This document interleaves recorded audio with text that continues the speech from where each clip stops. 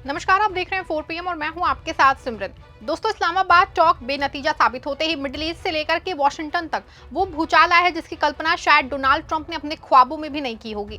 जो ट्रंप कल तक दुनिया के बॉस बन के घूम रहे थे, आज उनका सुपर पावर वाला ढोल बीच चौराहे पे फट गया है। बड़ी खबर है कि ईरान ने बड़ी चतुराई से समझौते की गेंद अब अमेरिका के पाले में डाल दी है। लेकिन इससे भी बड़ी और सनसनीखेज खबर है कि इंटरनेशनल क्रिमिनल कोर्ट ने इजरायली प्रधानमंत्री बेंजामिन नेतन्याहू के खिलाफ गिरफ्तारी का वारंट जारी कर दिया है। जी हाँ, वही नेतन्याहू जिन्हें ट्रंप अपना सबसे करीबी दोस्त बनाते हैं और अब वो अंतर्राष्ट्रीय कानून की नजर में एक भगौड़े बन चुके हैं। साथ ही ईरान अमेरिका जंग में तुर्की के राष्ट्रपति एर्दोगन की सीधी एंट्री हो गई है।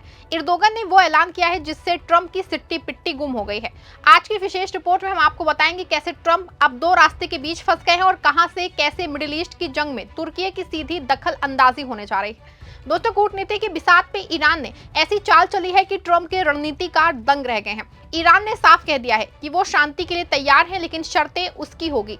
अमेरिका की मंशा ये थी कि अगर वो ईरान को जंग में नहीं हरा सका तो समझौते की आड़ में उसे आर्थिक रूप से कुचल देगा, लेकिन ईरान ने पासा पलट दिया है। ईरान ने समझौते का एक मुकम्मल ड्राफ्ट अमेरिका की मेज पे पटक दिया है और दो टूक कह दिया है कि हमने अपना काम कर दिया है, अब फैसला आपका है। इस खबर के सामने आते ही दोस्तों व्हाइट हाउस में सन्नाटा पसर गया है। ट्रंप जो हर छोटी बात पे ट्वीट और बयानबाजी करते थे, इस मुद्दे पे पूरी तरह खामोश हैं। उनकी सिट्टी पिट्टी गुम है क्योंकि उन्हें समझ नहीं आ रहा है कि ईरान की इस कूटनीतिक जाल से कैसे निकले। अब ट्रंप के पास सिर्फ दो ही रास्ते बचे हैं, या तो वो अपनी मैक्सिमम प्रेशर वाली जिद छोड़ के बातचीत को आगे बढ़ाएं या फिर सीधे जंग के मैदान में उतरे, जिसकी भारी कीमत चुकाने की कुवत फिलहाल जो है अमेरिकी अर्थव्यवस्था में नहीं है। दोस्तों, आपको बता दूं कि अमेरिका के उपराष्ट्रपति जेडी वेंस ने इस्लामाबाद टॉक का बेनतीजा उसका होना ईरान के लिए बुरी खबर बताया था। उनके इस बयान पे ईरान के पूर्व उपराष्ट्रपति अताउल्ला मोहाजेरानी ने करारा जवाब देते हुए कहा कि ये सिर्फ अमेरिका के लिए बुरी खबर है। मोहाजेरानी ने कहा कि अमेरिका ने खुद बातचीत का प्रस्ताव दिया है, खुद ही मध्यस्थ तय किया है और ईरान की शर्तें भी मानी, लेकिन वो बातचीत की मेज पे वही सब हासिल करना चाहता था जो वो जंग के मैदान में नहीं कर पाया। ईरान की तस्नीम न्यूज एजेंसी के मुताबिक डेलीगेशन में शामिल एक मेंबर ने बताया कि ईरान को बातचीत की कोई जल्दी नहीं है। उन्होंने साफ कहा है कि जब गेंद अमेरिका के पाले में है। उन्होंने आगे ये भी कहा कि ईरान ने अमेरिका को एक निहायत की वाजिब और अच्छा प्रस्ताव दिया है। दोस्तों, अब उन्हें हकीकत को समझते हुए फैसला लेना चाहिए। सूत्रों ने यह भी दोस्तों कहा है कि होर्मुज़ के मुद्दे पे तब तक कोई बदलाव नहीं होगा जब तक अमेरिका एक उचित समझौते के लिए तैयार नहीं होता। फिलहाल अगली बातचीत कब और कहां होगी इसकी कोई तारीख या जगह तय नहीं की गई है। ईरान के विदेश मंत्रालय के प्रवक्ता इस्माइल बघाई ने जेडी वेंस के बयान के बाद मीडिया से रूबरू होते हुए कहा कि अमेरिका और ईरान के बीच कई मुद्दों पे समझ बन गई है, लेकिन 2 से 3 अहम मुद्दों पे बातचीत अभी भी बरकरार है। बघाई ने कहा, ये बातचीत 40 दिन की जबरन थोपी गई जंग के बाद हुई और माहौल में अविश्वास और शक की दीवारें ऊंची थीं। ऐसे में शुरुआत से ही ये उम्मीद करना ठीक नहीं था कि महज एक ही बैठक में मुकम्मल समझौता हो जाए। किसी को भी ऐसी जल्दबाजी की उम्मीद नहीं थी। दोस्तों, आज सत्ता की आंखों में आंखें डाल के पत्रकारिता करना मुश्किल हो गया है। हमारे 4 पीएम नेशनल यूट्यूब और फेसबुक चैनल को, जिसे आपका प्यार और विश्वास हमेशा से मिलता रहा है, उसे बंद करके सरकार ने ये साबित कर दिया है कि वो आपके सवालों से कितना डरती है। मुश्किल दौर है, लेकिन हम ना रुके थे और ना ही रुकेंगे। हम सच के लिए हमेशा लड़ते रहेंगे। ऐसे में 4 पीएम यूपी को ज्यादा से ज्यादा ज्वाइन करें और स्वतंत्र पत्रकारिता को जिंदा रखने के लिए जितना हो सके उतना हमारा आर्थिक सहयोग करें। आपके सहयोग से ये जंग हम जीत के रहेंगे। दोस्तों, आपको बता दें कि 21 घंटे चली इस्लामाबाद टॉक में जहां अमेरिका ने अपना प्रस्ताव दिया है तो ईरान ने भी अपनी सुलह की शर्तें सामने रख दी है। ऐसे में अब ये अमेरिका को तय करना है कि वो ईरान की शर्तों को कितना मानता है। हालांकि ईरान का दावा है कि उसकी सारी शर्तें एक स्वतंत्र राज्य की गरिमा के अनुरूप है और कहीं से भी इसमें कोई फर्जीवाड़ा या बेवजह का दबाव नहीं है। अब ये शर्तें लेकर अमेरिका उपराष्ट्रपति जेडी वेंस अमेरिका पहुंच चुके हैं, लेकिन हैरानी की बात है कि अभी तक डोनाल्ड ट्रंप का कोई मैसेज नहीं आया है। हर बात पे ट्वीट और बयानों से खेलने वाले ट्रंप इस बार बुरी तरह खामोश बैठे हैं। दोस्तों, एक और जहां जेडी वेंस के अमेरिका लौटते ही ट्रंप की सिट्टी पिट्टी गुम है, दूसरी तरफ नेतन्याहू का खूनी खेल बदस्तूर जारी है। एक तरफ जहां वो लेबनान पे बेरहमी से हमले कर रहे हैं, दूसरी तरफ अब उनके खिलाफ एक बड़ी अंतर्राष्ट्रीय कार्रवाई होने जा रही है। खबर है दोस्तों कि इंटरनेशनल क्रिमिनल कोर्ट ने बेंजामिन नेतन्याहू और उनके रक्षा मंत्री के खिलाफ गिरफ्तारी का वारंट जारी कर दिया है। उन पे गाजा और लेबनान में युद्ध अपराध और इंसानियत के खिलाफ जुर्म के बेहद संगीन आरोप हैं।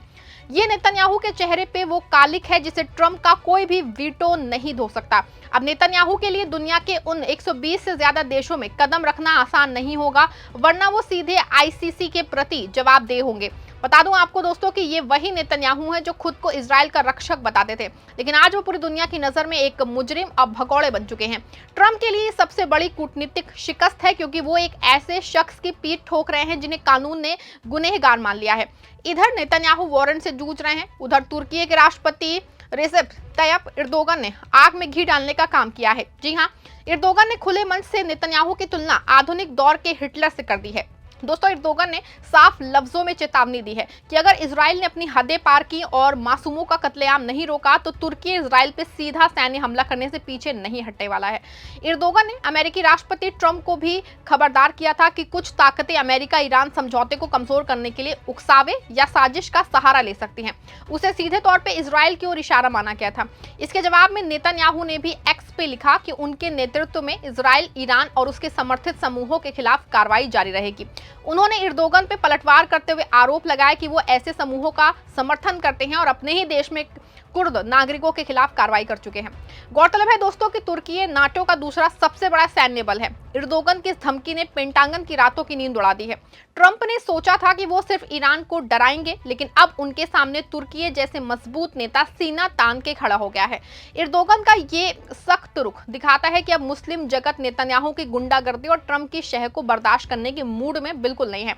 बता दूं आपको कि पाकिस्तान ने भी पिछले दिनों इजराइल को लेकर बेहद तीखा बयान जारी किया था। ऐसे में जिस तरह से कई मुस्लिम देश इजराइल के खिलाफ लामबंद हो रहे हैं, उससे महायुद्ध के और भड़कने के आसार नजर आ रहे हैं। बेंजामिन नेतन्याहू की हालत इस वक्त एक जुआरी जैसी है जो अपना सब कुछ हार चुका है। वो जानते हैं कि जिस दिन जंग रुकी, ना सिर्फ उनकी कुर्सी जाएगी बल्कि उन्हें जेल की सलाखों के पीछे सड़ना हो जाएगा। दोस्तों, इसीलिए वो ट्रंप का इस्तेमाल एक ढाल की तरह कर रहे हैं। लेकिन दोस्तों, अब ट्रंप जो खुद है वो अपनी बची कुची साख बचाने के लिए संघर्ष में लगे हैं। ऐसे में बड़ा सवाल है कि अब ये कि आगे क्या होगा। ईरान ने गेंद ट्रंप के पाले में डाल दी है। अगर ट्रंप बातचीत से भागते हैं तो तेल की कीमतें आसमान छुएंगी और अमेरिकी बाजार ताश के पत्तों की तरह ढह जाएंगे। अगर वो बातचीत करते हैं तो उन्हें इजराइल की खूनी लॉबी और नेतन्याहू की सख्त नाराजगी झेलनी होगी। दूसरी तरफ नेतन्याहू के खिलाफ वारंट जारी होने के बाद इजराइल के अंदर भी विद्रोह की स्थिति है। लोग सड़कों पे हैं और क्रिमिनल नेतन्याहू के इस्तीफे की मांग कर रहे हैं। क्या ट्रंप अपने दोस्त को बचाने के लिए अंतर्राष्ट्रीय कानून की धज्जियां उड़ाएंगे या फिर वो नेतन्याहू का हाथ छोड़ के खुद को सुरक्षित करेंगे? आप क्या सोचते हैं? क्या नेतन्याहू को वाकई गिरफ्तार कर लिया जाना चाहिए? क्या ट्रंप में इतनी हिम्मत है कि वो ईरान की शर्तें मान सकेंगे? आप जो भी सोचते हैं अपनी राय कमेंट में दीजिएगा और वीडियो को लाइक और शेयर करिएगा ताकि ये कड़वा सच हर किसी तक पहुंचे। देखते रहें 4 PM। धन्यवाद।